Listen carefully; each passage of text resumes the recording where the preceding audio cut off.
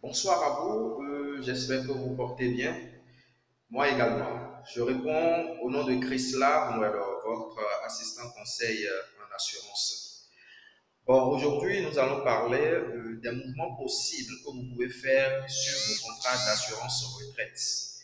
Le contrat vie, le contrat d'assurance retraite est un contrat individuel qui vous permet d'épargner sur longue durée pour planifier votre retraite. Quels sont les mouvements que vous pouvez faire sur ce contrat? Ce contrat vous donne la possibilité de faire trois différents mouvements, à savoir l'avance, le rachat partiel et le rachat total. Maintenant, il faut différencier qu'il y a plusieurs types d'assurance retraite. Il y a des assurances retraite qui vous contraignent à des périodicités qui peuvent être mensuelles, trimestrielles, semestrielles ou annuelles. Par contre, il y en a qui ne vous contraignent pas du tout, c'est-à-dire qui vous donnent choix à des libres dépôts. Dans le premier cas, vous avez trois différentes catégories d'opérations que vous pouvez faire. Le premier, c'est l'avance. L'avance qui consiste, après 2 années effectives de cotisation, de faire un prêt dans ce que vous avez épargné.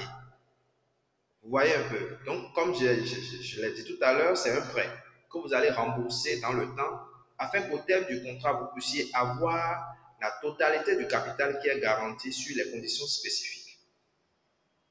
La deuxième opération que vous pouvez faire sur le contrat retraite, c'est le rachat partiel.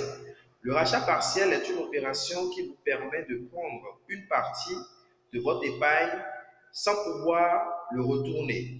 Ça veut dire que dès que vous le prenez, vous n'êtes plus obligé de le retourner. C'est-à-dire c'est pour vous et vous attendez le terme du contrat pour prendre le reste. Ou bien, vous pouvez ne pas forcément attendre la fin, à n'importe quel moment où dès que vous avez besoin de financement, vous êtes en mesure de pouvoir faire un rachat partiel, c'est-à-dire prendre une somme que vous n'allez pas rembourser dans ce que vous avez déjà dans votre compte. Et la dernière opération, c'est le rachat total qui sous-entend la résiliation même du contrat. Le rachat total est là, vous ne pourrez toucher que la provision mathématique, c'est-à-dire l'épargne qui vous est constituée dans votre compte au moment où vous décidez de la résiliation. N'oubliez pas que je vous ai dit dans mes vidéos précédentes que les opérations, c'est-à-dire la résiliation, si vous la faites avant 2 ans, vous perdez tous les droits à la seule condition que vous ayez déjà 15% du capital total que vous deviez constituer dans votre compte, sans quoi vous perdez tout droit. Donc ça veut dire après 5 ans peut-être de cotisation ou après 3 années de cotisation, si vous résiliez le contrat, c'est la valeur mathématique, la valeur de rachat pourra le contrat au bout de la troisième année que vous pourrez avoir. Vous voyez? Donc, ce sont les trois opérations possibles sur un contrat retraite à périodicité fixée. Mais pour les autres, à savoir contrat à libre dépôt, dans ce cas, la seule possibilité que vous avez, bon, soit le rachat partiel ou bien le rachat total. Dans ce type de contrat, c'est que vous déposez à n'importe quel moment et vous pourrez toucher quand vous voudrez.